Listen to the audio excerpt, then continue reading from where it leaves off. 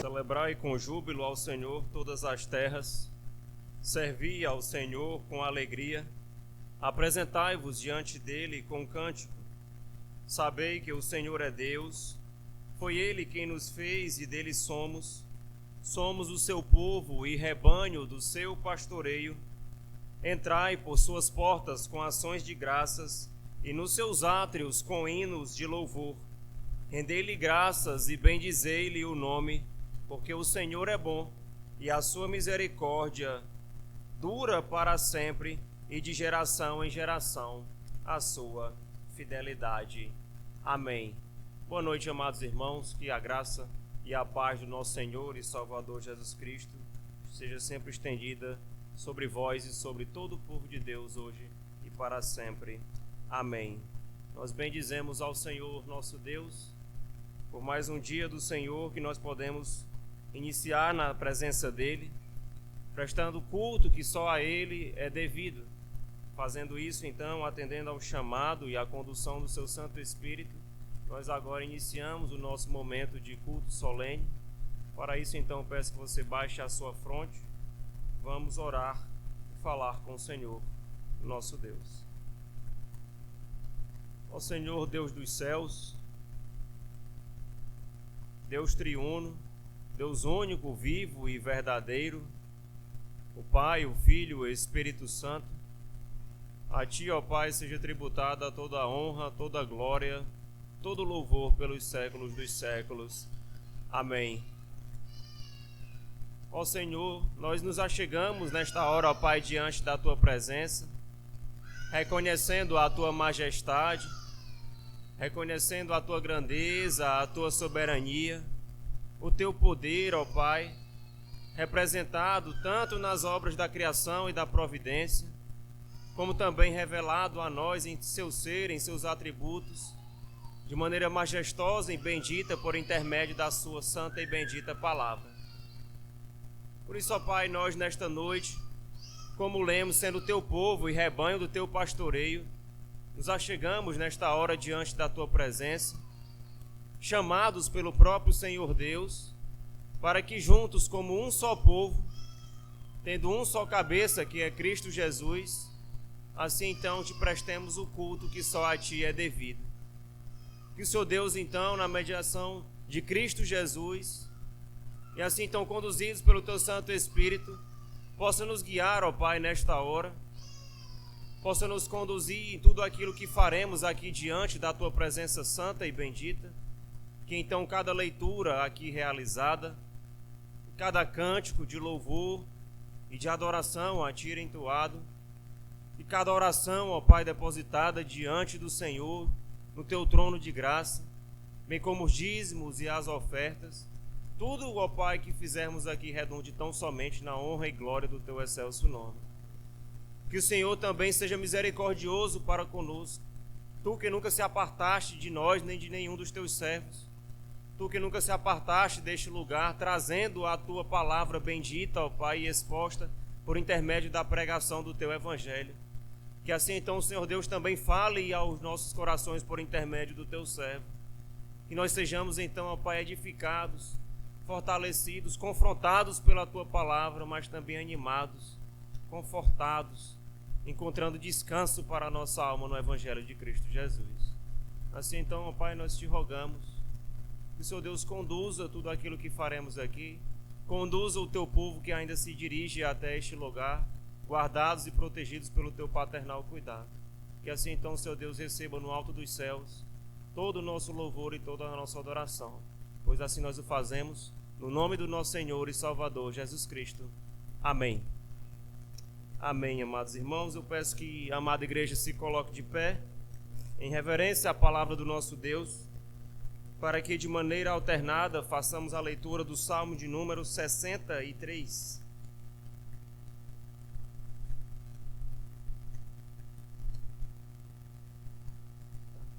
Na verdade, o Salmo de número 64. 63 nós já fizemos a leitura na semana passada. Salmo de número 64. Façamos a leitura ao Senhor nosso Deus de maneira alternada. Ao mestre de canto, Salmo de Davi. Ouve, ó Deus, a minha voz nas minhas perplexidades. Preserva-me a vida do terror do inimigo. Esconde-me da conspiração dos malfeitores e do tumulto dos que praticam a iniquidade. Os quais afiam a língua como espada e apontam quais flechas palavras amargas. Para as ocultas atingem o íntegro. Contra ele disparam repentinamente e não temem. Teimam no mau propósito, falam em secretamente armar ciladas. Dizem, quem nos verá? Projetam iniquidade e em tudo o que se pode esconder de cada um deles. Mas Deus desfere contra eles uma seta. De súbito se acharão feridos. Está, serão levados a tropeçar, a própria língua se voltará contra eles. Vendeiam a cabeça. E todos os homens temerão e anunciarão as obras de Deus e entenderão o que ele faz. O justo se alegra no Senhor e nele confia. Os de reto coração, todos se gloriam. Amém, amém. Bendito seja o nome do Senhor. Vamos cantar, irmãos, o hino de número 7, Glória à Trindade. Cantemos com alegria.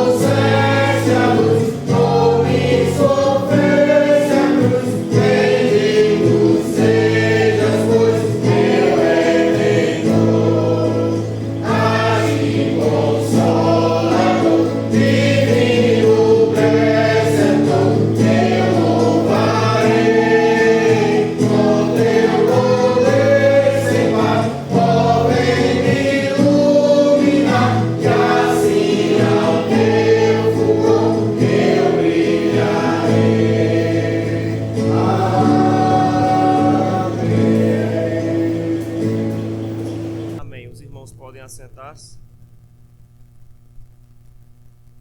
Palavra do Senhor nosso Deus, no livro de Lamentações, no capítulo 4, nos versos 13 até o verso 16, nos diz: Foi por causa dos pecados dos seus profetas, das maldades dos seus sacerdotes, que se derramou no meio dela o sangue dos justos. Eram como cegos nas ruas, andam contaminados de sangue, de tal sorte que ninguém lhes pode tocar nas roupas. Apartai-vos, imundos, gritavam-lhes, apartai-vos, apartai-vos, não toqueis. Quando fugiram errantes, dizia-se entre as nações, jamais habitarão aqui. A ira do Senhor os espalhou, ele jamais atentará para eles. O inimigo não honra os sacerdotes, nem se compadece dos anciãos. Amém. Meus amados irmãos, neste momento nós temos a oportunidade diante do nosso Deus de confessar os nossos pecados, reconhecendo a presença bendita daquele no qual nós estamos, um Deus santo, justo, vivo e verdadeiro, reconhecendo também a nossa condição, a nossa fraqueza e muitas vezes a nossa pecaminosidade. Assim então nós possamos abaixar as nossas cabeças, derramar o nosso coração diante do Senhor, orar a Ele, clamar a Ele perdão pelos pecados que temos cometidos. Todos nós, os adultos, as crianças, baixe a sua fronte, ore ao Senhor, nosso Deus, peça perdão pelos pecados que tem cometido, porque o Senhor Deus é fiel e poderoso para perdoá-los. E após algum instante, eu convido então nosso irmão Alcides que possa elevar a sua voz fazendo uma oração ao Senhor nosso Deus de confissão de pecados. Oremos.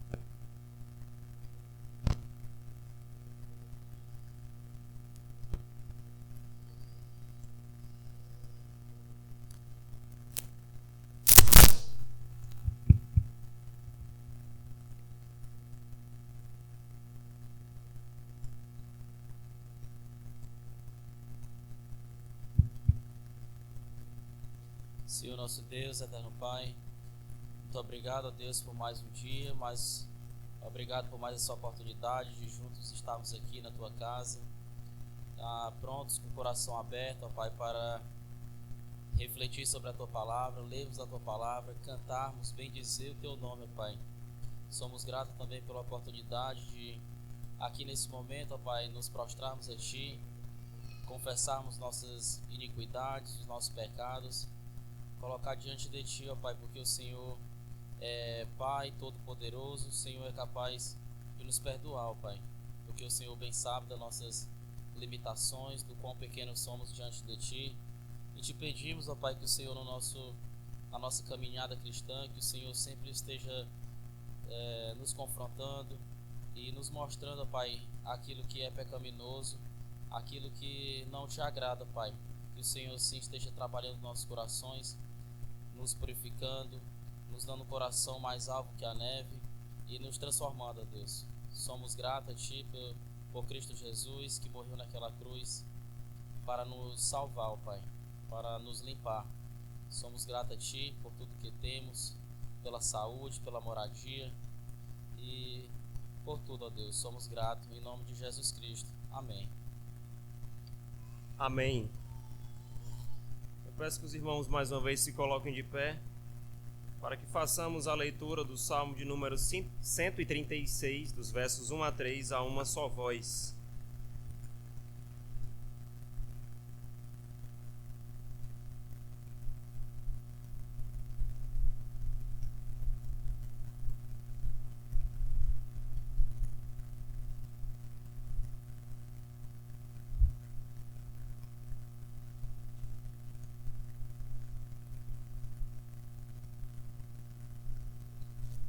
Salmo de número 136, os versos 1 até o verso 3, leiamos a uma só voz.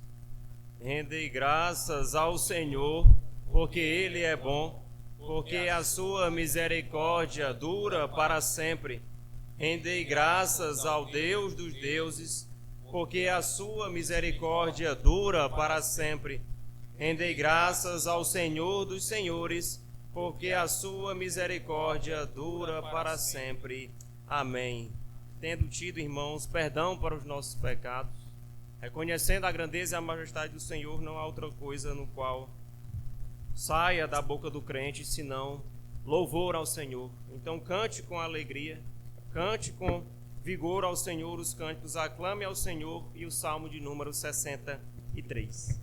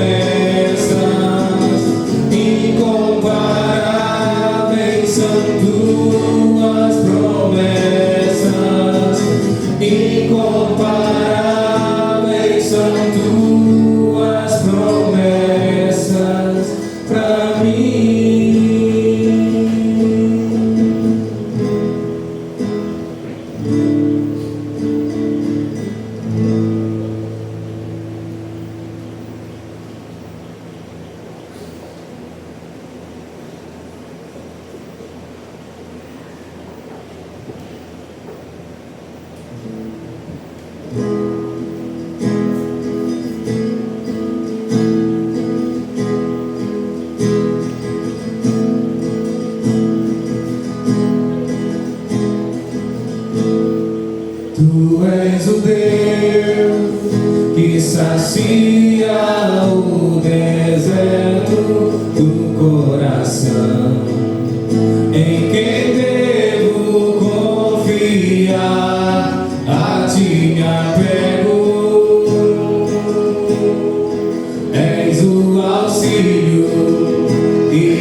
sombra de tuas asas descansarei. Pela tua forte mão estou seguro. De todo o coração desejo contemplar a tua força, a tua glória e o teu poder. Com toda a vida bendirei, levantarei as minhas mãos. Todo meu ser se satisfaz em teu amor. Com alegria cantarei uma canção de gratidão. A tua graça é bem melhor que a vida. De todo o coração desejo contemplar a tua força, a tua glória e o teu poder. De todo o coração desejo contemplar a tua força, a tua glória e o teu poder. Por toda a vida bendirei, levantarei as minhas mãos. Todo meu ser se satisfaz em teu amor. Com alegria cantarei uma canção de gratidão. A tua graça é bem melhor que a vida.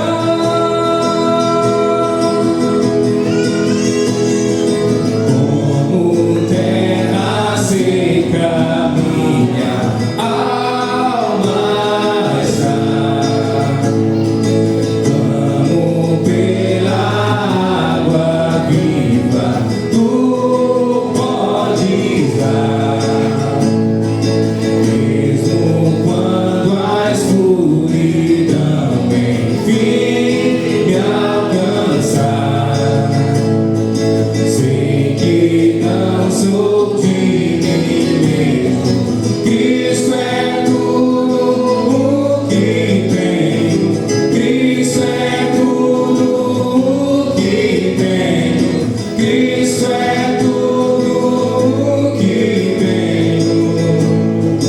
Por toda a vida bendirei, levantarei as minhas mãos. Todo meu ser se satisfaz em teu amor. Com alegria cantarei uma canção de gratidão. A tua graça é bem melhor que a vida. Por toda a vida bendirei, levantarei as minhas mãos. Todo meu ser se satisfaz em teu amor. Com alegria cantarei uma canção de gratidão. A tua graça é bem melhor que a vida. Amém. Os irmãos podem assentar-se. Nesse momento de dedicação e oferta ao Senhor nosso Deus, nós encontramos instrução da parte do Senhor para nós. em Filipenses, no capítulo 4, a partir do verso 15, que nos diz assim a santa palavra do nosso Deus: Todavia fizeste bem, associando-vos na minha tribulação. E sabeis também vós, ó Filipenses, que no início do Evangelho, quando parti da Macedônia, nenhuma igreja se associou comigo no tocante a dar e receber, senão unicamente vós outros. Porque até para Tessalônica mandaste, não somente uma vez, mas duas, o bastante para as minhas necessidades. Não que eu procure o donativo, mas o que realmente me interessa é o fruto que aumente o vosso crédito. Recebi tudo e tenho abundância. Estou suprido, desde que Epafrodito me passou às mãos o que me veio de vossa parte como aroma suave, como sacrifício aceitável e aprazível a Deus. E o meu Deus, segundo a sua riqueza em glória, há de suprir em Cristo Jesus cada uma das vossas necessidades. Amém. Meus irmãos, nós temos a oportunidade bendita diante do nosso Deus, atendendo a uma própria ordenança dele, de devolvermos aquilo que pertence ao Senhor. E ele faz isso requerendo de nós apenas 10% daquilo de tudo que ele nos tem dado. Então, se você veio preparado, que assim então você possa fazê-lo, depositando diante do Senhor os nossos dízimos e ofertas, enquanto cantamos o hino de número 57, Fonte de todo o bem. Cantemos.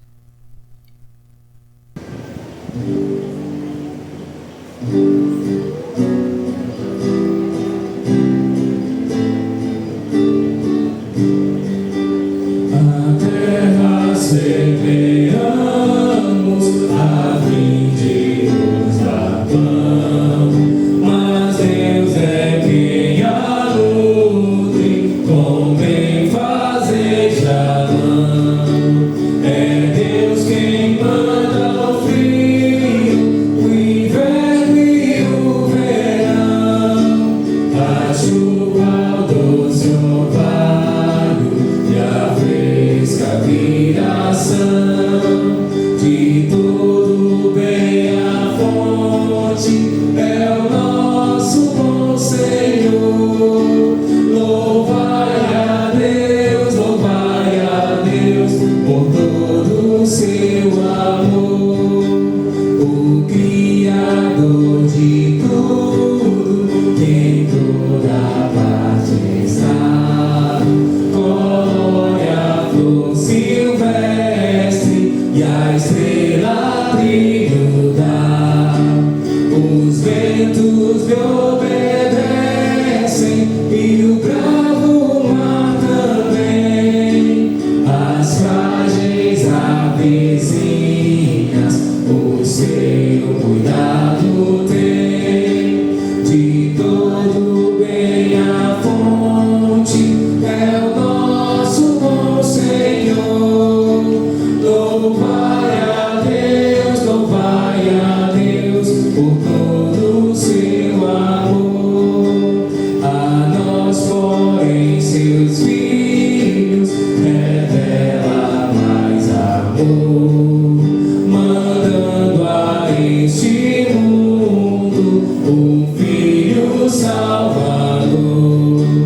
A nós fazendo herdeiros de tudo quanto tem, na redenção perfeita que dele nos provém. De todo bem a fonte é o nosso bom Senhor. Louvai a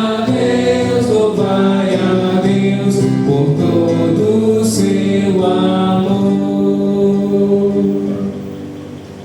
Amém. Oremos ao Senhor. Ó Pai bendito, nós te somos imensamente gratos, ó Pai, pelo profundo privilégio, primeiramente, de nos achegarmos à Tua presença, de tomarmos a Tua palavra santa em nossas mãos, ler dela e aprender dela, entoar hinos de louvores ao Senhor, encontrar perdão diante do Teu trono de graça para os nossos pecados, e também pela oportunidade que nós temos diante do Senhor atendendo ao teu chamado em obediência e fidelidade, com ações de graça, então, nós depositarmos diante do Senhor os nossos dízimos e as nossas ofertas. Reconhecendo, ó Pai, que Tu é um Deus soberano, o dono de todas as coisas, dono de todo o ouro, de toda a prata. Nós somos apenas Teus mordomos, ó Pai. Nós apenas servimos ao Senhor com aquilo que o próprio Senhor Deus mesmo nos concede. Por isso nós Te bendizemos o nome e assim o fazemos em pleno reconhecimento, ó Pai, da Tua bondade, do Teu paternal cuidado para com todo o Teu povo, que nos tem sustentado dia após dia, nos tem suprido a cada manhã com o pão nosso de cada dia, nos tem dado trabalho, sustento, e tudo aquilo que o Teu povo tem necessitado, Senhor Deus, certamente tem suprido. Por isso, ó Pai, nós Te bendizemos, nós Te louvamos e exaltamos o nome. Que o Senhor Deus, então, receba a nossa gratidão, receba os nossos dízimos e as nossas ofertas depositadas aqui diante da Tua presença. Nós rogamos também para que os líderes da Tua igreja, os pastores, os presbíteros, aqueles que são responsáveis, ó Pai, pela administração desses bens, possam empreendê-lo, ó Pai, de acordo com aquilo que é prescrito na Tua palavra, para a honra e glória do Teu santo e excelso nome, para a edificação, ó Pai, da Tua igreja, para o avanço, o emprego disso no anúncio e expansão do Teu evangelho, ó Pai, através da pregação da palavra, como também para o sustento dos Teus servos que assistem na Tua santa casa. Por isso, ó Pai, nós Te rogamos a Tua condução, a Tua bênção sobre todo o Teu povo, sobre a liderança desta igreja, ó Pai. Que Teu favor seja sempre estendido sobre cada um de nós. Nesse momento, então, nós também rogamos e clamamos humildemente ao Senhor, nos aproximando do ápice desse culto, no qual nós ouviremos agora da maneira bendita, ó Pai, por intermédio da pregação da palavra, a Tua voz para conosco.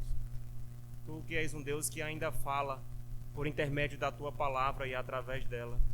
Assim então, ó Pai, se dê para nós nessa noite, do Teu servo que já foi iluminado pelo Teu Santo Espírito na preparação deste sermão, no estudo dedicado a isso, que ele também tenha ousadia, intrepidez, a diligência, a firmeza para anunciar, ó Pai, as verdades das Sagradas Escrituras. Que assim então, ó Pai, sejamos edificados, ó Pai, que a Tua igreja cresça e amadureça como coluna e baluarte da verdade, firmada tão somente no Evangelho de Cristo Jesus, a pedra angular. Nos abençoa, ó Pai, dá-nos ouvidos atentos, guarda os nossos olhos, a nossa mente de vaguear por aí, e mantenhamos sempre a nossa atenção, ó Pai, para que possamos então beber dessas palavras benditas e sermos ricamente e profundamente edificados. Nos guarda, nos livra do mal, e essa oração que nós fazemos no nome do nosso Senhor e Salvador Jesus Cristo. Amém. Eu convido então o nosso pastor, o reverendo Herardo, para assumir o púlpito na pregação da palavra.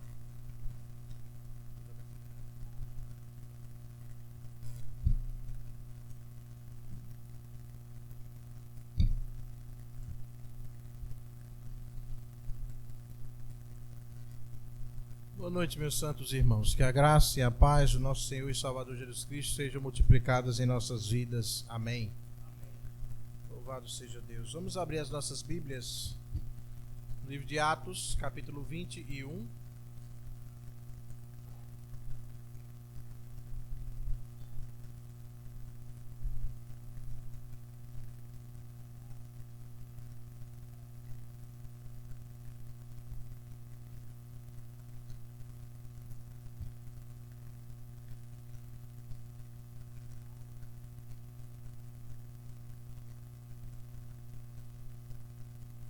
Vamos ler a partir do versículo 17.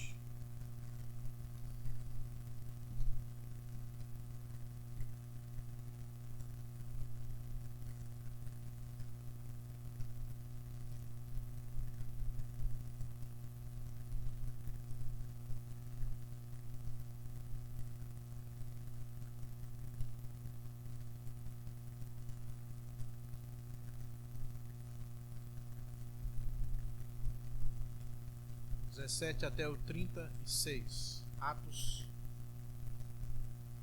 capítulo 21, dos versículos 17 até 36. Diz assim a palavra do nosso Deus: Tendo nós chegado a Jerusalém, os irmãos nos receberam com alegria. No dia seguinte, Paulo foi conosco, encontrar-se com Tiago, e todos os presbíteros se reuniram. E tendo-os saudado, contou minuciosamente o que Deus fizera entre os gentios por seu ministério. Ouvindo, deram eles glória a Deus e lhe disseram: Bem vês, irmão, quantas dezenas de milhares há entre os judeus que creram, e todos são zelosos da lei. E foram informados a teu respeito que ensinas todos os judeus entre os gentios a apostatarem de Moisés, dizendo-lhes que não devem circuncidar os filhos nem andar segundo os costumes da lei. O que se há de fazer, pois? Certamente saberão da tua chegada. Faze, portanto, o que te vamos dizer. Estão entre nós 4 homens que voluntariamente aceitaram o voto. Toma-os, purifica-te com eles e faze a despesa necessária para que raspem a cabeça. E saberão todos que não é verdade o que se diz a teu respeito, e que, pelo contrário, andas também tu mesmo guardando a lei. Quanto aos gentios que creram, já lhes transmitimos decisões para que se abstenham das coisas sacrificadas a ídolos, do sangue, da carne de animais sufocados e das relações sexuais ilícitas.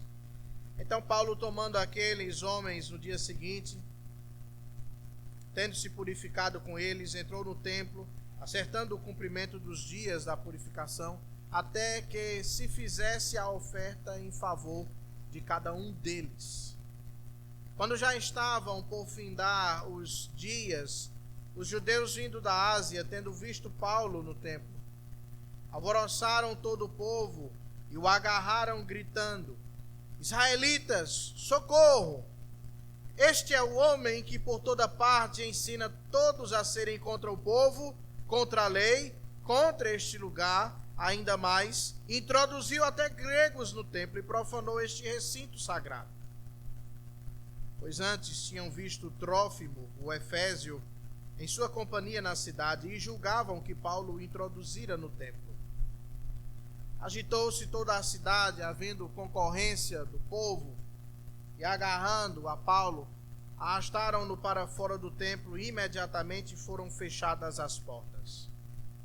Procurando eles matá-lo, chegou ao conhecimento do comandante da força que toda a Jerusalém estava amotinada. Então este, levando consigo soldados e centuriões, correu para o meio do povo. Ao verem chegar o comandante, os soldados cessaram de espancar Paulo. Aproximando-se o comandante, apoderou-se de Paulo e ordenou que fosse acorrentado com 2 cadeias, perguntando quem era e o que havia feito. Na multidão, uns gritavam de um modo, outros de outro. Não podendo ele, porém, saber a verdade por causa do tumulto, ordenou que Paulo fosse recolhido à fortaleza. Ao chegar às escadas, foi preciso que os soldados carregassem-no, por causa da violência da multidão, pois a massa de povo o seguia gritando: mata-o. Até aqui no dia de hoje. Senhor bendito, Senhor da palavra, aqui estamos para ouvir da tua voz através da exposição dela.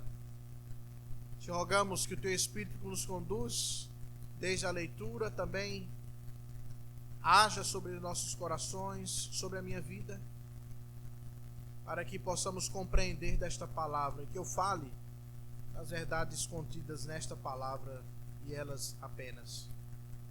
É o que nós te rogamos no nome do Senhor Jesus Cristo. Amém. Meus irmãos, se há algo recorrente nas Escrituras,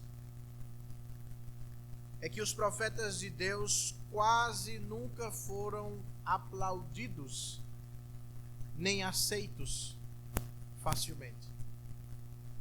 Eles foram rejeitados. Moisés foi contestado pelo próprio povo no deserto. Elias foi chamado de perturbador de Israel. Isaías foi, segundo a tradição, cerrado ao meio. Jeremias foi espancado, foi preso, foi lançado em uma cisterna. Amós foi expulso do santuário.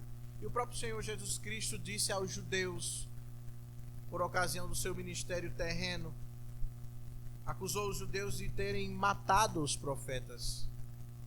Profetas esses enviados pelo Senhor.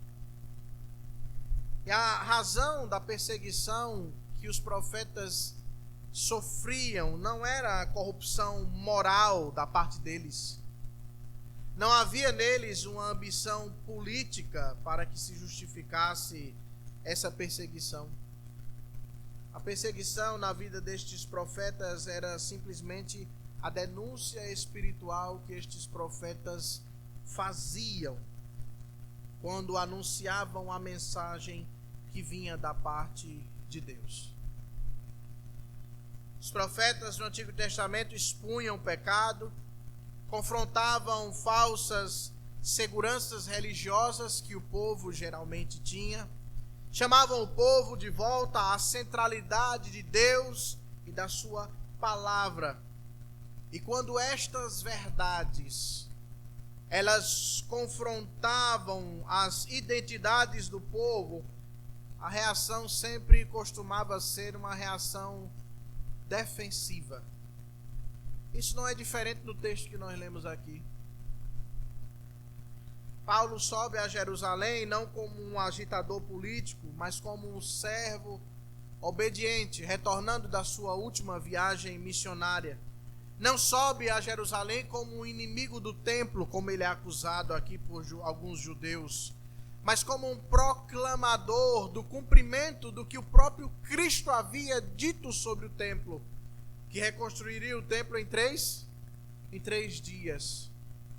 Paulo, meus amados irmãos, ainda assim, mesmo chegando a Jerusalém sem ser um inimigo, sem ser um acusador, sem ser um agitador político, é acusado e quase morto em meio aos seus compatriotas judeus. Porque a fidelidade a Cristo Jesus frequentemente ecoa o padrão que nós vemos nos profetas. Um padrão que é composto por denúncia, em seguida um confronto e depois uma rejeição. É aqui que está o ponto decisivo desta situação. A rejeição dos profetas no Antigo Testamento nunca frustrou o plano de Deus. Na verdade, a rejeição que o povo dava aos profetas serviu de avanço para o plano de Deus. E quando nós olhamos para esse texto, na vida de Paulo, que foi mais que um profeta rejeitado, nós vemos um homem moldado à imagem de Deus, moldado à imagem do próprio Cristo Jesus. Nós estamos num momento decisivo do livro de Atos. Como eu disse na última vez que expus o início do capítulo 21, Paulo está retornando a Jerusalém mesmo sendo advertido por diversas vezes de que ele sofreria em Jerusalém. No capítulo 9 do livro de Atos, versículo 16, nós vemos isso. No capítulo 16, nós também vemos isso. No capítulo 21, nós vemos isso também. Então, Paulo está seguindo a Jerusalém, mas ele não está fazendo isso de maneira desprevenida.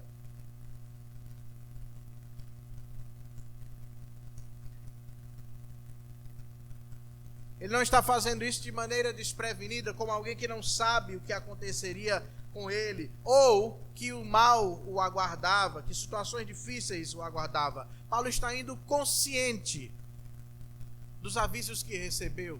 Você deve se lembrar, na última vez que expus o livro de Atos, que Paulo recebeu inclusive profecia, dizendo que ele seria manietado, que ele seria atado, que ele seria preso em Jerusalém. Mas Paulo tinha uma convicção de, servindo ao Senhor, seguir adiante no seu ministério. Esse é um texto decisivo porque esse texto marca o início formal das prisões de Paulo. marca o cumprimento progressivo das advertências proféticas que ele havia recebido lá atrás. Marca também a transição do seu ministério itinerante. Paulo fazia as suas viagens missionárias, e a partir desse texto ele não fará mais as suas viagens missionárias. Paulo agora terá um ministério com testemunho, como assim dizemos, entre cadeias. Em cadeias é que Paulo estará agora falando da verdade do Evangelho. E Lucas, o autor do livro de Atos, estrutura esse texto em 3 movimentos crescentes de tensão. Em primeiro lugar, quando nós olhamos do versículo 17 ao versículo 26, e na sua Bíblia está com o título da Sociedade Bíblica, Paulo chega a Jerusalém, nós vemos a tentativa de Paulo, juntamente com os líderes da igreja em Jerusalém, de preservar a unidade entre os irmãos. Mas é algo que não acontece, de maneira que do versículo 27 até o versículo 29, nós vemos uma acusação pública e falsa que é feita contra Paulo. E o clímax chega a partir do versículo 30, quando nós vemos a violência coletiva daqueles judeus para com a vida do apóstolo Paulo. Mas veja, preste atenção, nada disso aqui é acidente, porque todas as coisas sempre estão debaixo da providência de Deus, que sempre está em movimento. Isso nos leva à proposição deste sermão de hoje, que é: a fidelidade a Cristo Jesus pode gerar rejeição nas nossas vidas. A fidelidade a Cristo pode gerar rejeição a todos nós. E à luz desse texto nós veremos 3 porquês que esta fidelidade pode gerar essa rejeição. O primeiro deles é porque o Evangelho confronta identidades religiosas. Nós veremos isso do versículo 17 ao versículo 26. O segundo deles é porque o Evangelho é frequentemente mal interpretado por muitos. Está do versículo 27 ao versículo 29. E o terceiro porquê é porque o Evangelho expõe a irracionalidade do coração humano, versículos 30 a 36. Assim, portanto, prossigamos para este primeiro porquê. A fidelidade de Cristo pode gerar rejeição a nós, porque o Evangelho confronta identidades religiosas. Volte os seus olhos, por favor, para o texto, iniciando no versículo 17. Tendo nós chegado a Jerusalém, os irmãos nos receberam com alegria. Lembre-se, Paulo está retornando da sua última viagem missionária. Já havia passado por algumas cidades, já havia passado por momentos de despedidas dolorosas, emocionalmente dolorosas. Já havia passado por casa de irmãos e cidades em que os irmãos se entristeciam porque suspeitavam que não mais veriam a Paulo por conta da sua ida a Jerusalém. E agora o texto nos diz que quando Paulo chega em Jerusalém, ele é recebido com grande alegria.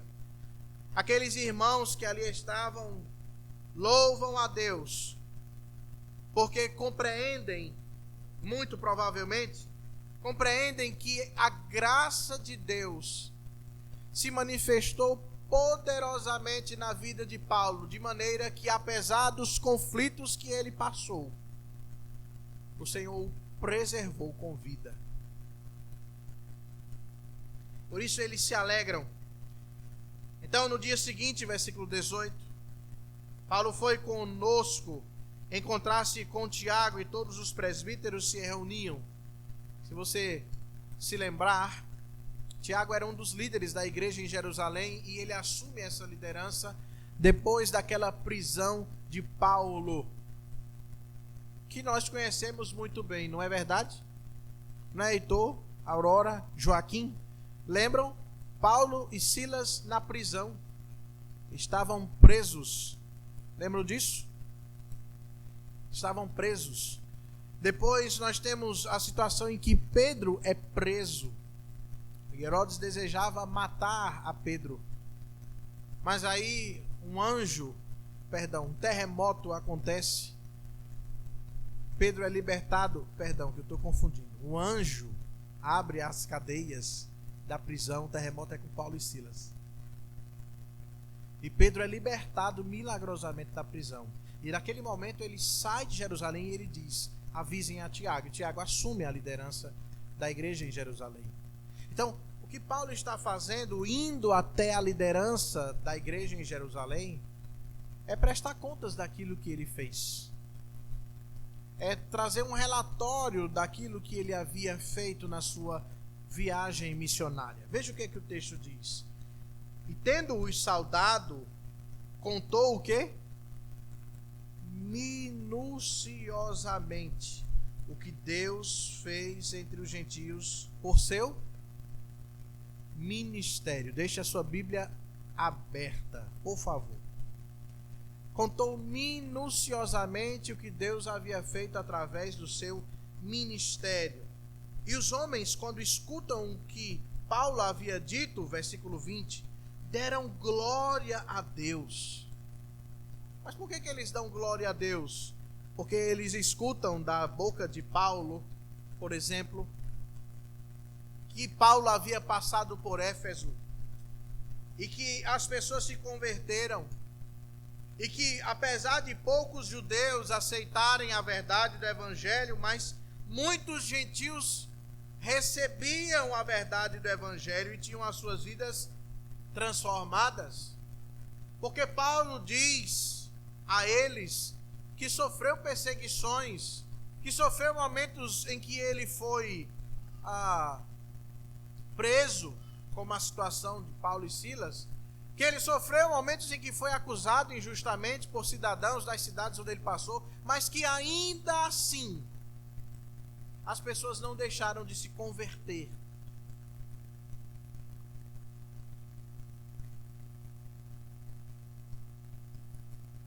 O Senhor nosso Deus não deixou de operar poderosamente através da vida de Paulo.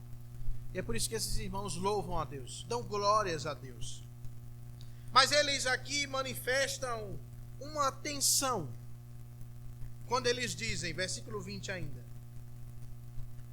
e lhe disseram a Paulo: bem vês, irmão, quantas dezenas de milhares há entre os judeus que creram, e todos são zelosos da lei.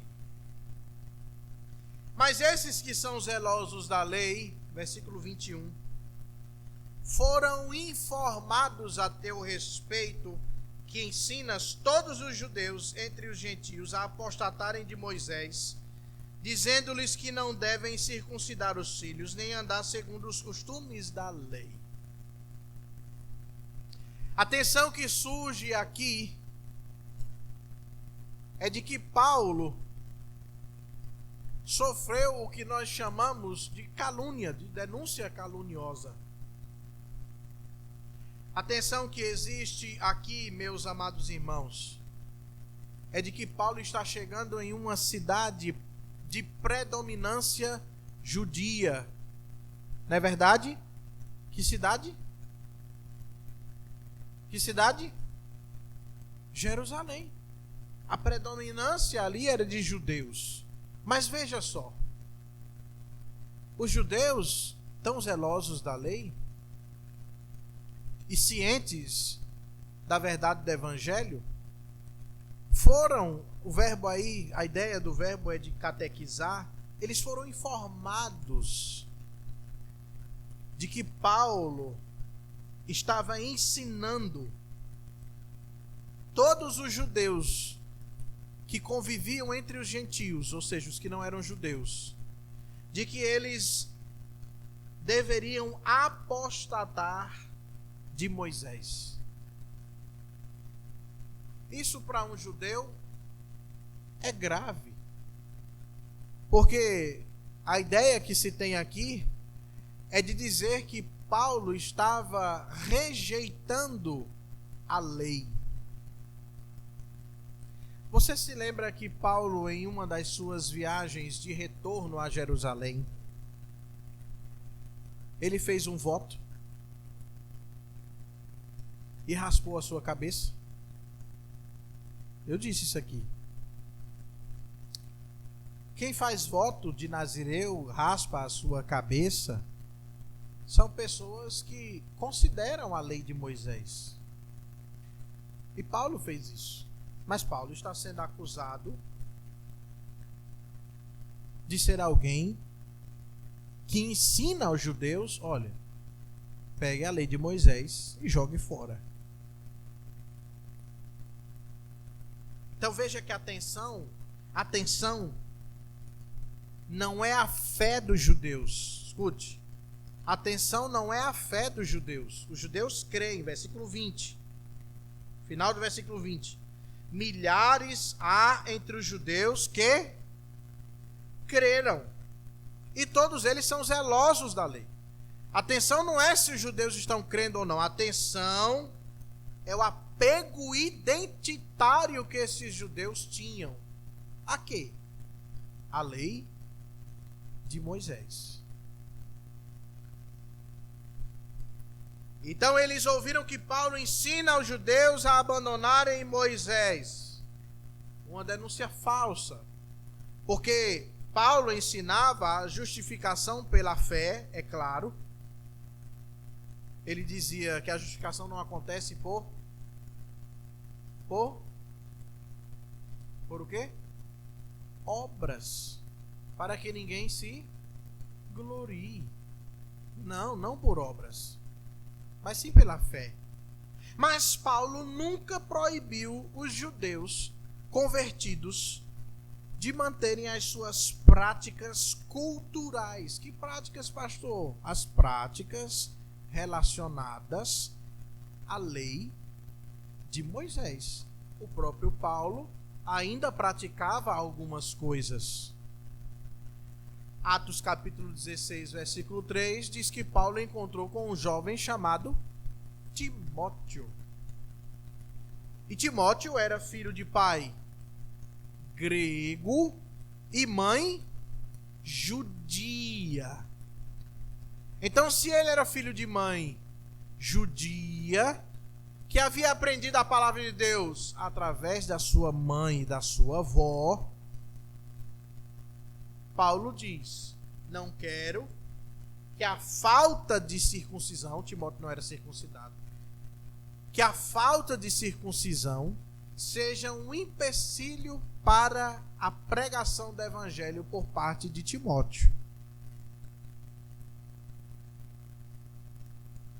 Então Paulo concorda em que Timóteo seja o quê? Mas quando eu expus esse texto de Atos capítulo 16, eu disse a vocês que não era porque Paulo estava consentindo com a circuncisão de Timóteo que Paulo estava defendendo que a justificação ela vem pela circuncisão. Preste atenção, não perca sua atenção. O que Paulo estava fazendo simplesmente era uma sensibilidade pastoral com a vida de Timóteo. Timóteo seria levado com Paulo para aprender a pregar, para aprender a pastorear juntamente com Paulo. Paulo estaria em meio aos judeus, porque nós já sabemos que Paulo, quando chegava nas cidades para pregar, qual era o primeiro lugar que ele ia? Na sinagoga, no meio dos judeus. E ele não queria que, estando ele, Paulo, lembre que Paulo era o quê? Fariseu. Ele não queria que estivesse na sinagoga, ele, fariseu, falando da palavra, Silas com ele, e Timóteo, juntamente com ele, no meio dos judeus, e sem ser o quê? Circuncidado. Então Paulo diz: não, vamos circuncidar. Mas a questão era mais pastoral e cultural do que uma questão doutrinária. Tanto é que Tito não é circuncidado. Paulo também, Atos capítulo 18, versículo 18, nos fala sobre o voto que eu disse. em que Paulo chega ao porto e raspa a sua cabeça. Atos capítulo 20, versículo 16, nos fala que Paulo deseja retornar a Jerusalém com brevidade. Você deve se lembrar, capítulo 20, eu expus um tempo desse. Paulo não se demorou em Éfeso. Lembra disso? Ele veio encontrar inclusive com os presbíteros lá em Mileto. E lá conversou com eles, porque Paulo estava com pressa para chegar a Jerusalém. Hoje já chegou, mas estava com pressa de chegar a Jerusalém. Por quê? Porque Paulo queria participar de uma festa chamada de Pentecostes. Então, todas essas coisas são coisas próprias da lei de Moisés. Então, dizer que Paulo está dizendo para apostatar Moisés, para, como está aí no versículo 21 final, não circuncidar os seus filhos, não andar segundo os costumes da lei, é falso. O próprio Paulo, em sua primeira epístola aos Coríntios, no capítulo 9, versículo 20, disse aquele versículo que você conhece. Procedi para com os judeus como judeu, a fim de ganhar judeus. E para os que vivem sob o regime da lei, como se eu mesmo assim vivesse para ganhar os que vivem debaixo da lei, embora não esteja eu debaixo da lei. O que Paulo faz em relação à lei de Moisés, meus amados irmãos, é simplesmente uma expressão cultural, mas jamais um meio de justificação. Agora perceba como falar do Evangelho, não tem jeito. Falar do Evangelho faz com que as pessoas nos rejeitem.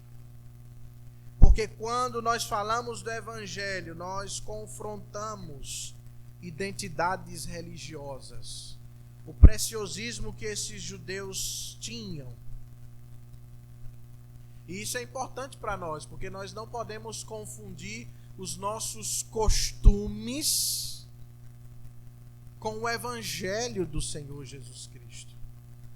Muitas pessoas por aí confundem os seus costumes, as suas identidades com o Evangelho do Senhor Jesus Cristo. Nós não podemos deixar que isso aconteça, como se as nossas preferências fossem mandamentos divinos. Nós devemos seguir o que a palavra de Deus nos ensina. O segundo porquê de que a fidelidade a Cristo pode gerar rejeição é porque o Evangelho é frequentemente mal interpretado. Volte seus olhos, por favor, para o versículo 27. Paulo já havia... Deixe-me explicar porque eu não li o versículo 23. A ideia que os líderes de Jerusalém têm é de que Paulo se junte a alguns homens que estavam fazendo um voto. Versículo 23 nos fala isso. Estão entre nós 4 homens que voluntariamente aceitaram o voto. Então eles dizem a Paulo: toma-os, purifica-te com eles e faze a despesa necessária para que raspem a cabeça. A ideia era o quê? A ideia era que Paulo se juntasse a esses homens, cumprisse este voto, a fim de que os judeus, ao verem Paulo dentro do templo, cumprindo o voto, fazendo aquilo que a lei de Moisés preceitua, eles dissessem: ah, não, Paulo respeita a lei de Moisés, olha ele lá fazendo o voto dele, junto com os demais homens. Mas infelizmente esse plano não dá certo. Não dá certo. Versículo 27 nos diz: quando já estavam por findar os 7 dias, ou seja, quando estava no final da conclusão do voto, os judeus vindo da Ásia, muito provavelmente eram os judeus de Éfeso, haviam já perseguido Paulo lá, tendo visto Paulo no templo, alvoroçaram todo o povo e o agarraram, o quê? Gritando: israelitas, socorro. Mais uma vez, isso não é estranho a nenhum de nós. Esse movimento não é estranho a nenhum de nós. Porque todas as vezes que os apóstolos pregaram a verdade do Evangelho, a mensagem da cruz, todas as vezes que os apóstolos falaram sobre Jesus Cristo, eles foram perseguidos pelos judeus. Não por todos os judeus, mas foram perseguidos pelos judeus. E você deve se lembrar disso. E agora, mais uma vez, e especialmente em Jerusalém, dentro do templo, esses judeus alvoroçam o povo, agarram a Paulo e gritam por socorro e fazem as suas acusações, dizendo: este é o homem que por toda parte ensina todos a serem o quê? A serem contra o povo, a serem também contra a lei e ainda mais, introduziu até gregos onde? E profanou este recinto sagrado. Estas são as acusações claramente feitas contra Paulo. Eles então dizem que Paulo ensinava que as pessoas deveriam ser contra o povo, ou seja, contra os judeus, deveriam ser contra a lei de Moisés, seguida pelos judeus, deveriam ser também contra o templo. Quando ele diz este lugar, eles estavam dentro do templo. E diz também que Paulo introduziu até o quê? Gregos. Onde? No templo. Os gregos são gentios, são os não judeus. Agora preste atenção. Essas são acusações que são feitas contra Paulo, todas elas falsas. Mas essas acusações são plausíveis. Porque se elas não fossem plausíveis, estes homens que estavam no templo não teriam dado ouvidos a quem? Aos judeus que estavam acusando a Paulo. Muito natural. Se você escuta alguém dizer alguma coisa e você suspeita que essa coisa não é verdade, você vai dar ouvidos? Sim ou não? Não. Mas se você escuta alguém dizer alguma coisa e aquilo lhe traz uma, como é que chama? Uma pulga atrás da orelha, algo que, rapaz, pode não ser verdade, mas está parecendo verdade, é plausível. Você pode chegar a dar ouvidos. Não se te diga que é certo, mas de possibilidade. Há possibilidade de você dar ouvidos. Esses judeus deram ouvidos a essas acusações porque elas eram plausíveis. Preste atenção. Eles acusam Paulo de dizer que todos deveriam ser contra o povo, contra os judeus. Vamos lá. Essa acusação era falsa porque Paulo amava profundamente a Israel. Preste atenção. Paulo diz em Romanos capítulo 9 que ele desejava ser até mesmo anátema, maldito, por conta dos seus irmãos judeus, seus compatriotas, que não criam na verdade do Evangelho. Preste atenção, escute.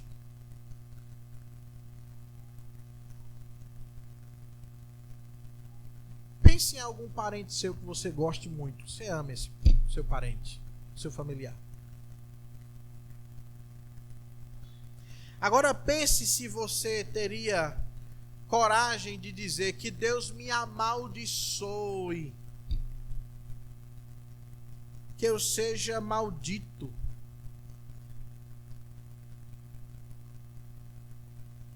Porque esse meu parente não se converte. É muito difícil alguém dizer isso. É muito difícil. Na verdade, o versículo e a frase que todo mundo diz é: a salvação é individual, irmão. É individual. Mas Paulo amava tanto os seus compatriotas judeus, não mais do que a Deus, é claro, que ele se incomoda porque muitos judeus rejeitam o quê? O Evangelho. Então, como que pode um homem que demonstra o seu amor pelos judeus, a sua preocupação pelos judeus, que visitava as cidades para falar da mensagem da cruz, e o primeiro lugar que ele ia era a sinagoga, como é que pode um homem desse estar ensinando os outros que tem que ser contra os judeus? Ainda mais sendo ele o quê? Sendo ele o quê? Não só judeu, o que mais? Diga aquela palavra que eu disse. Diga. Fariseu. Judeu da gema. Judeu, eu não consegui falar dos partidos hoje. Fariseus, saduceus e essênios, mas próximo domingo de manhã eu vou dizer. Vou explicar. Fariseu, quando surgiu o partido, não surgiu errado. Surgiu com uma intenção boa. Um homem conhecedor da lei, Paulo era. Então essa acusação é falsa. Mas, porém, a acusação era plausível por quê? Primeiro porque Paulo pregava que os gentios eram incluídos na salvação sem necessariamente se tornarem judeus. O símbolo de alguém se tornar judeu era o que nós chamamos de circuncisão. Esse era o símbolo de alguém que se tornava alguém seguidor do judaísmo. Mas Paulo não pregava circuncisão. Paulo dizia que os gentios eram unidos aos judeus, se tornavam um só povo, sem que os gentios se tornassem necessariamente o quê? Judeus. Tanto é que o primeiro concílio da igreja cristã, o concílio de Jerusalém, Atos capítulo 15, diz que os gentios que haviam se convertido não precisavam se circuncidar. Capítulo 15, versículo 29, nos traz a informação que está aí no versículo 25. Olhe para o versículo 25. De que os gentios que creram deveriam se abster das coisas sacrificadas a quê? A ídolos. Deveriam se abster do sangue, da carne de animais sufocados e das relações sexuais ilícitas. Então não está falando de circuncisão aqui. Então, como Paulo dizia que os gentios eram incluídos na salvação, no povo de Deus, sem se tornar judeus, isso dava uma plausibilidade para a acusação que estava sendo feita de que Paulo era contra os judeus. Paulo ensinava, preste atenção, Paulo ensinava que em Cristo não há distinção entre judeu e entre gentio. Dizia que são todos um só povo. Isso trazia uma plausibilidade também. Paulo denunciava a confiança étnica que os judeus tinham, ou seja, a confiança de que os judeus tinham de que eles eram judeus, como sendo algo fundamental para a salvação. E Paulo condenava isso, e tinha que condenar mesmo. O próprio João Batista disse: olha, vocês não venham dizer, temos por pai Abraão. Não produzam frutos de arrependimento, não, que vocês vão para o inferno. Vocês vão serem consumidos. Vão para a perdição. Paulo também condenava isso. Então perceba que mesmo a acusação sendo falsa, mas o que Paulo ensinava trazia essa plausibilidade. Plausibilidade. A segunda acusação era que Paulo falava que todos deveriam ser contra a lei. E isso era falso porque Paulo mesmo afirma em Romanos capítulo 7, versículo 12, que a lei é santa, é justa e boa. Paulo não desprezava a lei. O que Paulo fazia era rejeitar a lei como meio para ser salvo, para justificação. Então era falso. Mas Paulo ensinava essa justificação pela fé e não pela lei. Paulo afirmava que os cristãos não estão debaixo da lei, pactualmente falando. Paulo ensinava que a circuncisão não é nada quando o assunto é salvação. Não serve para nada. Então um homem chegando e dizendo assim, a circuncisão não serve para nada para você ser salvo. Alguém que esteja ali, escute, pode pensar, rapaz, esse homem é contra a lei de Moisés. Pode ou não pode? Pode. A terceira acusação era que Paulo falava que todos deveriam ser contra o templo. No versículo 28 está escrito, contra este lugar. E isso era falso, porque Paulo não pregava a destruição física do templo. Ele próprio estava ali dentro do templo, participando de um rito de purificação. Como é que Paulo é contra o templo se ele está aqui agora, esperando para terminar o cumprimento do seu voto? Mas Paulo ensinava que Cristo é o cumprimento do sistema sacrificial, não precisa mais de templo físico. Paulo afirmava que o verdadeiro templo é o povo de Deus, que a igreja do Senhor é o templo espiritual. Paulo era o homem que deslocava o centro do culto nos seus ensinamentos. O centro do culto para o templo, do templo, do espaço geográfico, para a pessoa de Jesus Cristo. Se assim não fosse, nós que somos gentios e que somos cristãos, estávamos marcando as nossas viagens, as nossas idas para Jerusalém. Porque o culto depende do espaço geográfico. Paulo prega contra isso. Então isso levava o povo a... Opa, peraí. Então ele é contra o templo. Perceba que existe uma plausibilidade. E a quarta acusação é de introduzir gentios no templo. O versículo 28 termina. Introduziu até gregos no templo e profanou este recinto sagrado. Mas isso era falso por quê? Veja o que diz o versículo 29. Pois antes tinham visto Trófimo, o Efésio, em sua companhia na cidade. E porque viram este gentio na companhia de Paulo, eles o quê? O que é que o versículo continua dizendo? Julgavam que Paulo o introduzira no... Sabe qual a ideia aí de julgavam? Sabe o que é? Eles só viram Trófimo com Paulo. Só viram.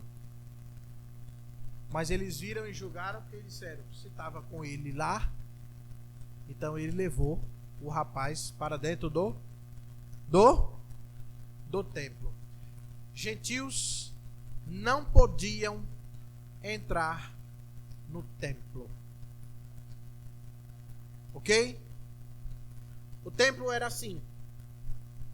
Existia a estrutura do templo propriamente dita, que tinha o santo lugar e mais na frente, mais atrás, mais interiormente, o santo dos santos.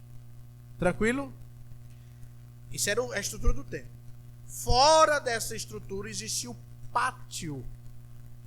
Aqui só sacerdotes. Fora dessa estrutura, os judeus poderiam estar. Para além dessa estrutura, existia outro pátio. Um pátio onde as mulheres judias poderiam estar. É o lugar onde acontece aquela cena da oferta da viúva pobre. Era nesse pátio. Para além de toda essa estrutura, existia a parte externa, onde se andavam, os judeus andavam. E depois dessa parte externa existia um muro de pedra, uma mureta de pedra. E nesta mureta, depois da mureta, estava o espaço destinado aos gentios. Aos gentios. E existia inclusive na mureta uma inscrição dizendo que se o gentio passasse daquela mureta, ele era responsável pela própria morte dele. Entendido? Então, se existe uma mureta proibindo, considerar que um gentio passou a mureta, passou o pátio das mulheres, passou o pátio exterior do templo e entrou no templo, está acabado.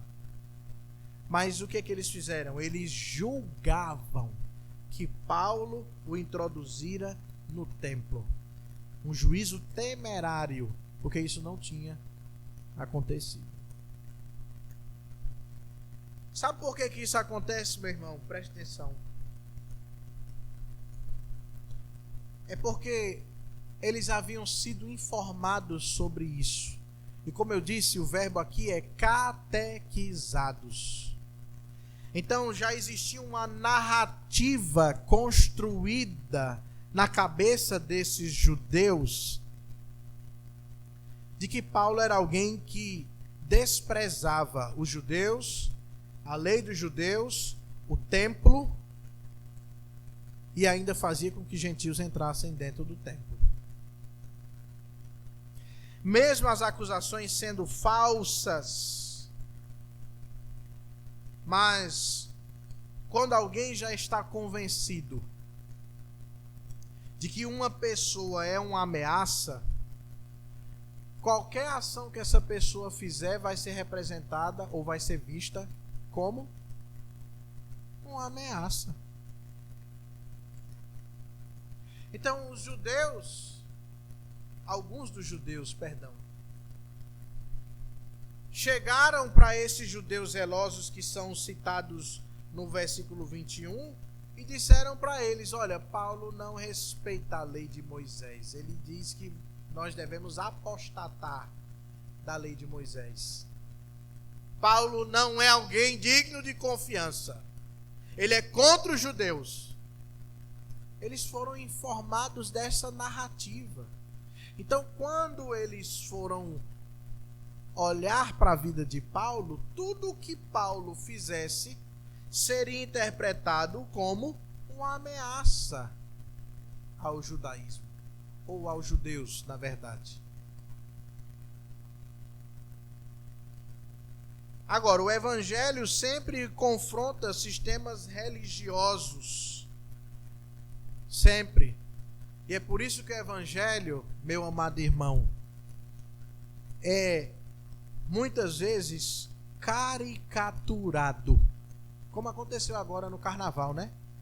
Família em lata, ou família em conserva, né?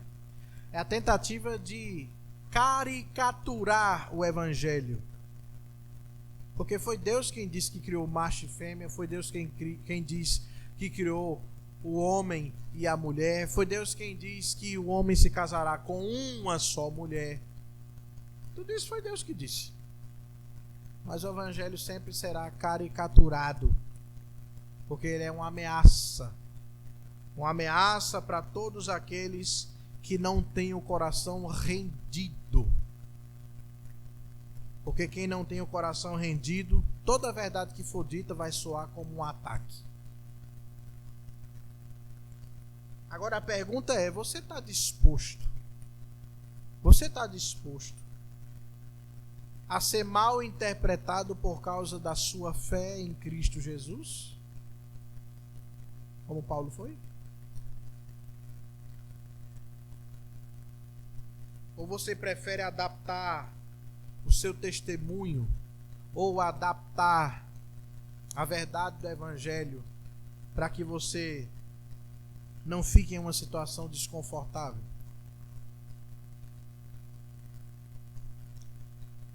Terceiro porquê. Fidelidade a Cristo pode gerar rejeição, porque o evangelho expõe a irracionalidade do coração humano. Volte seus olhos no versículo 30. Agitou-se toda a cidade, havendo concorrência do povo, e agarrando a Paulo, arrastaram-no para fora do templo e imediatamente foram fechadas o quê? É interessante, né, que o texto fala que eles fecharam as portas do templo. Obviamente eles fizeram isso porque na cabeça deles, como eles julgaram que Paulo havia introduzido no templo um gentil, a saber, Trófimo, eles disseram: o templo foi profanado. É isso que nos diz o final do versículo 28, não é verdade? Esse recinto foi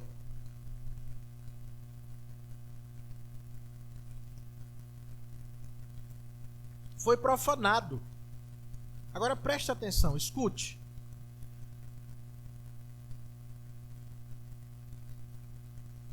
Veja que interessante. Eu disse a você no começo que esse texto marca a mudança no ministério de Paulo. Antes, um ministério itinerante, com as viagens, não é verdade?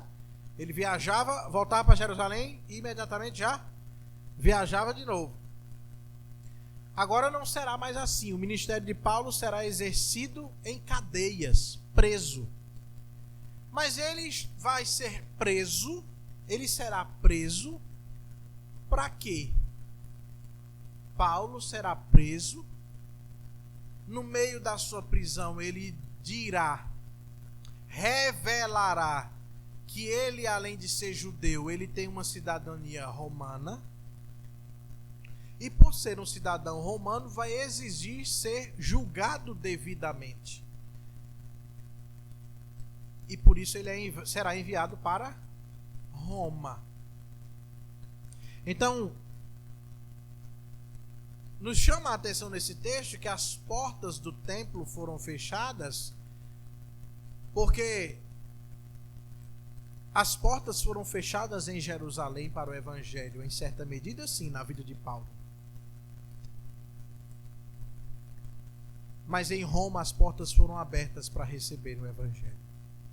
E isso só é um cumprimento daquilo que Jesus Cristo disse: sereis minhas testemunhas em Jerusalém, na Judéia, na Samaria e até aos confins da terra.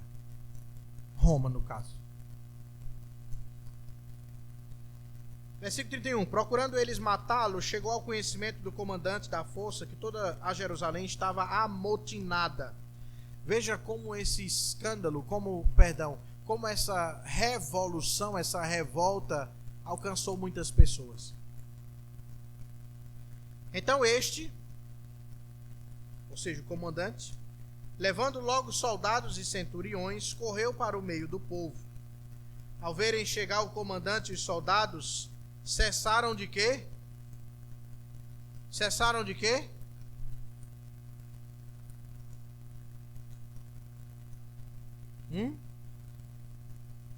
De espancar Paulo. Paulo já estava sendo espancado.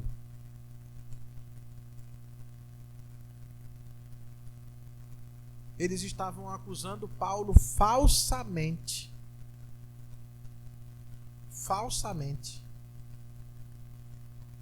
Não tinha nenhum juízo, um julgamento que dissesse que a acusação era verdadeira, mas eles já arrancaram Paulo de dentro do templo e começaram a espancar a Paulo.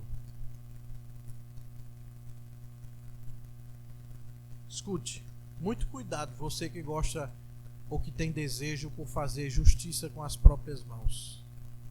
Tome muito cuidado. Tome muito cuidado. O papel de um juiz é um papel de grande responsabilidade. Porque se ele julgar incorretamente, Deus vai cobrar dele.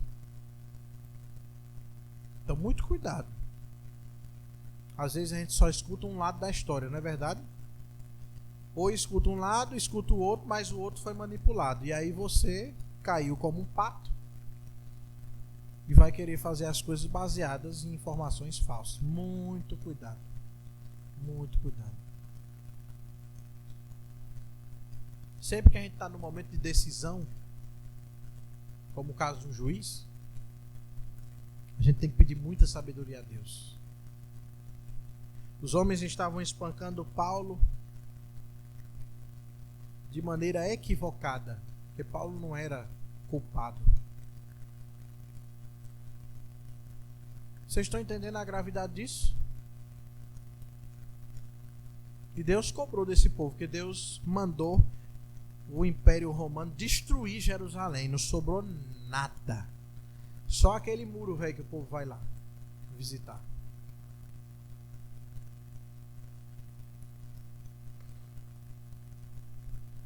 Versículo 33. Aproximando-se o comandante, apoderou-se de Paulo e ordenou que fosse acorrentado com 2 cadeias, perguntando quem era e o que havia feito. O comandante queria saber por que Paulo estava sendo o quê?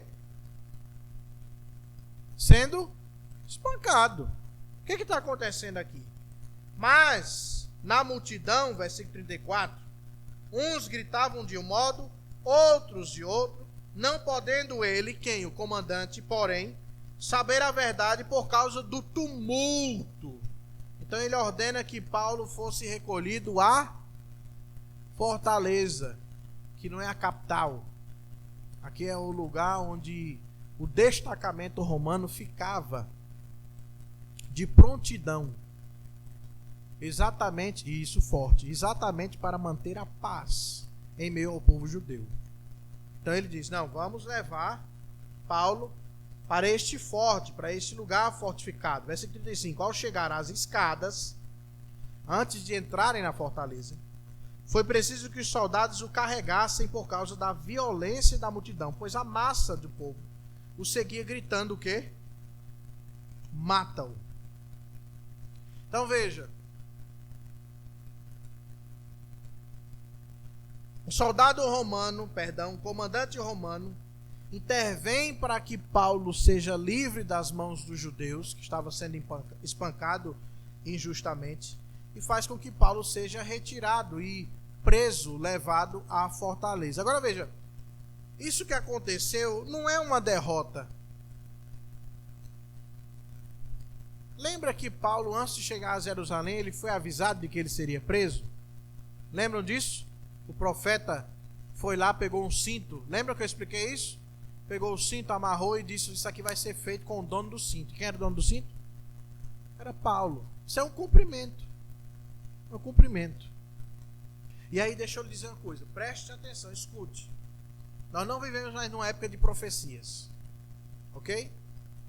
Porque nós temos a revelação bíblica. Mas quando você estiver passando uma situação na sua vida, que você perceber que aquilo que a Escritura diz está acontecendo, confie no Senhor e deixe o barco andar. Porque é cumprimento daquilo que Deus já havia dito.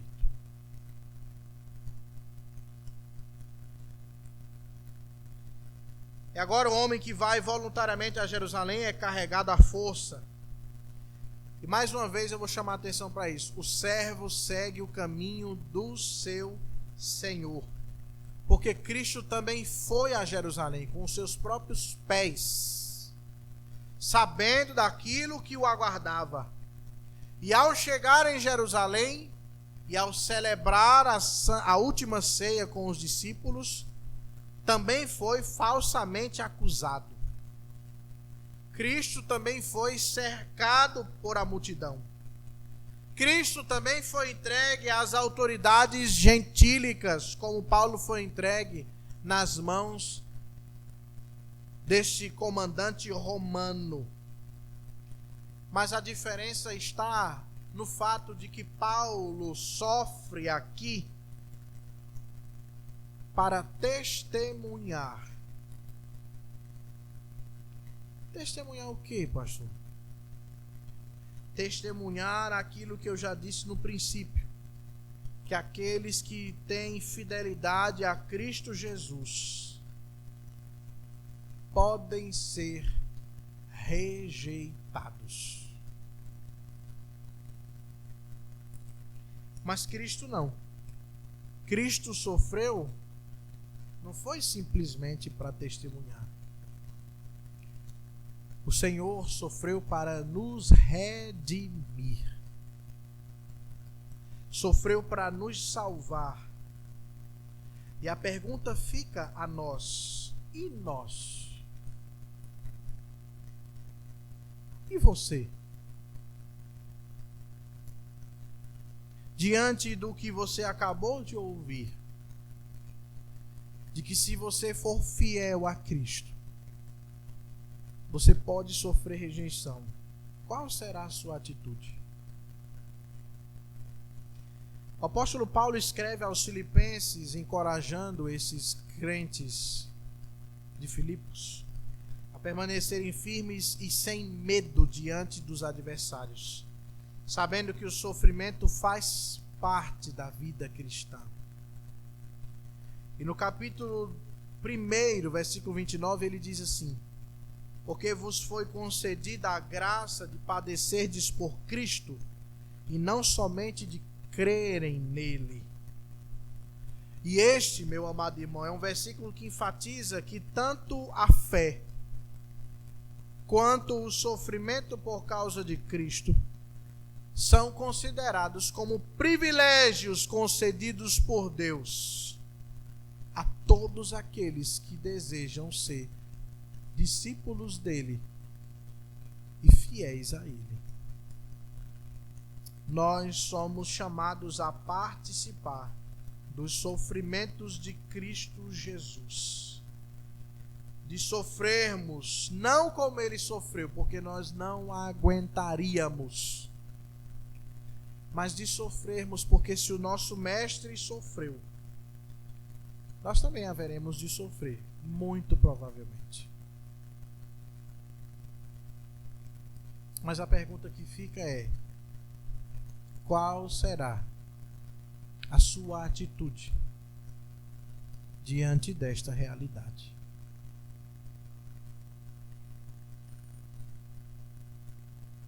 Porque talvez você tema ser rejeitado. Talvez você seja alguém que evite expressar os seus posicionamentos que são de acordo com o que a Bíblia ensina, para não ser mal compreendido. Talvez você seja alguém que esteja cansado de entrar em conflito com outras pessoas, mas você precisa se lembrar de que o Evangelho nunca prometeu a você conforto social. Você precisa se lembrar que o Evangelho de Cristo nunca prometeu a você que você não teria sofrimento.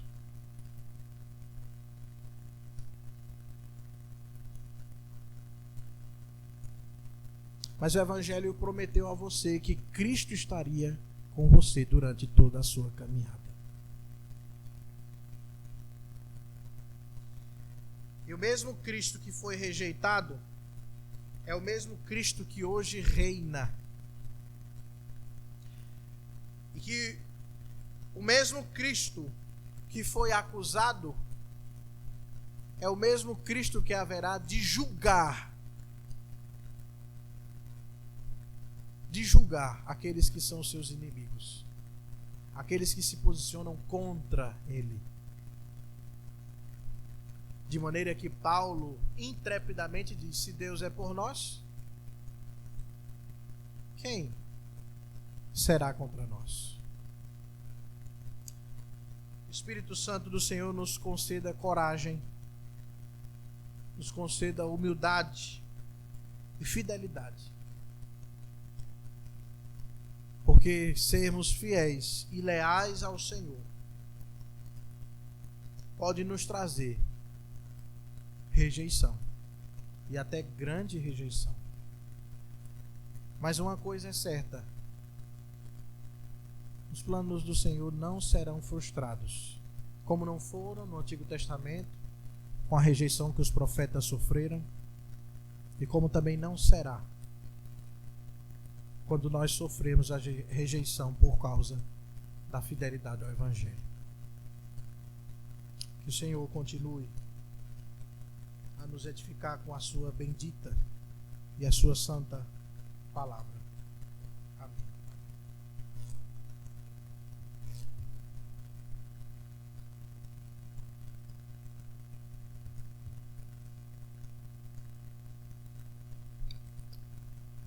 Amém, amados irmãos. Em resposta também a essa palavra bendita do Evangelho, eu peço que os irmãos mais uma vez abram seus hinários no hino de número 315, para que cantemos o hino Serviço do Crente. Vamos nós trabalhar, nós que somos servos de Deus, e o Mestre seguir o caminho dos céus, com o seu bom conselho, o vigor renovar, diligentes, fazendo tudo o que Ele nos ordenar. Cantemos.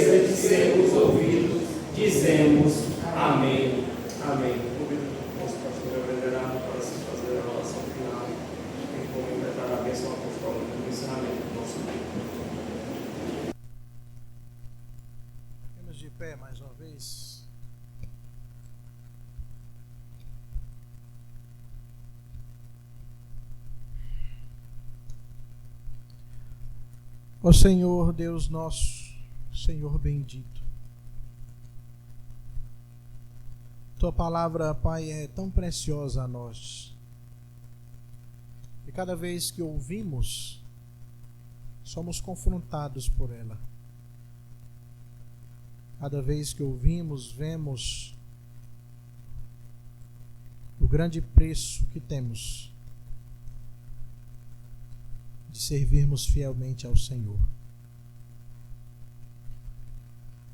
Quando olhamos para o nosso coração, Pai bendito, vemos o quanto nós, muitas vezes, tememos mais a homens do que a Deus. E expressamos nas nossas ações buscar o conforto entre os homens, evitar conflitos com os homens e desprezarmos assim a comunhão com o Senhor. Tenha misericórdia de nós, ser propício a nós que somos pecadores. Que o teu Santo Espírito, como eu disse, nos revista de coragem, de humildade e de fidelidade, para sermos leais ao que a tua palavra nos ensina. Para que não abramos mão dos princípios que a tua palavra nos instrui. Tenha misericórdia de nós. Que os nossos filhos não abram mão dos princípios a fim de serem aceitos na escola, entre os seus colegas, ou para agradar outras pessoas. Que não abramos mão dos princípios bíblicos para abandonarmos o nosso cônjuge e fazermos como o mundo faz. Que não abramos mão dos princípios que a tua palavra nos ensina para não desenvolvermos o nosso papel de esposo, de esposa, como uma família que é governada pelo Senhor.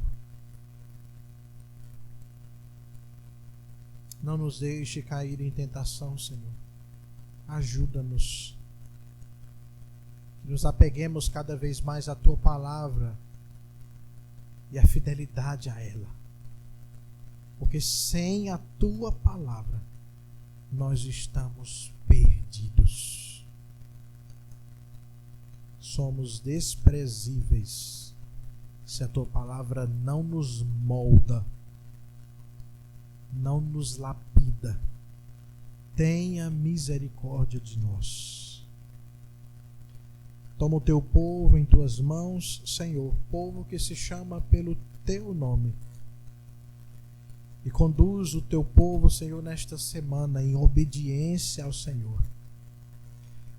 Desperta o coração do teu povo para com o Senhor, em desejar o Senhor e a sua palavra. Desperta o coração do teu povo, a fim de que eles cada vez mais se importem mais com o que o Senhor exige deles do que com o que o mundo e a sociedade deseja que eles façam. Toma as crianças da nossa congregação e livra-os da tentação de se afastarem do Senhor, de apostatarem da verdade da tua palavra, em troca de serem aceitos pelo mundo. Dá graça aos teus filhos para catequizarem os seus filhos, dia após dia, em casa, fora de casa, em tempo, fora de tempo, falando da tua palavra aos seus filhos, no deitar, no levantar, no andar pelo caminho, demonstrando dia após dia que o Senhor, nosso Deus, é um, é único, não há outro. Não existe nenhum semelhante ao Senhor. Tenha misericórdia de nós. Te rogamos ainda pelos nossos irmãos enfermos. Senhor, são muitos em situações tão complicadas, mas a nossa confiança está em Ti, porque sabemos que o viver é Cristo, que o morrer é lucro, e que nos importa mais do que tudo vivermos com o Senhor. Mas te rogamos, alivia as dores de todos eles. Tenha misericórdia de nós que sofremos com a dor deles. Restaura-lhes a saúde, Senhor, para que logo mais eles estejam aqui em nosso meio. Tem misericórdia. E agora, meus irmãos, idem em paz. Que a graça do nosso Senhor e Salvador Jesus Cristo, que o amor de Deus, o nosso eterno Pai, que as santas e benditas e doces consolações do Espírito Santo do Senhor repouse sobre todo o povo de Deus, hoje e para todo o sempre. Amém. Amém.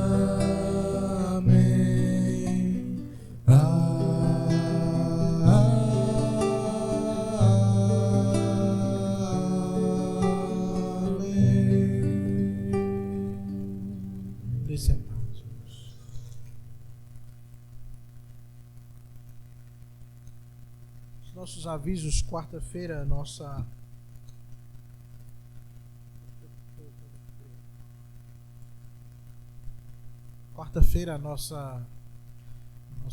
culto de oração, de estudo da palavra do Senhor.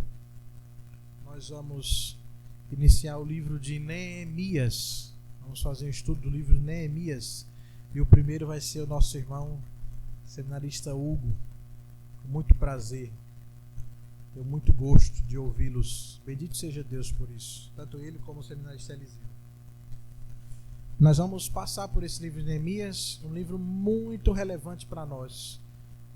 Um livro que nos fala sobre caminhos de restauração, de direção para aquele povo que estava meio perdido.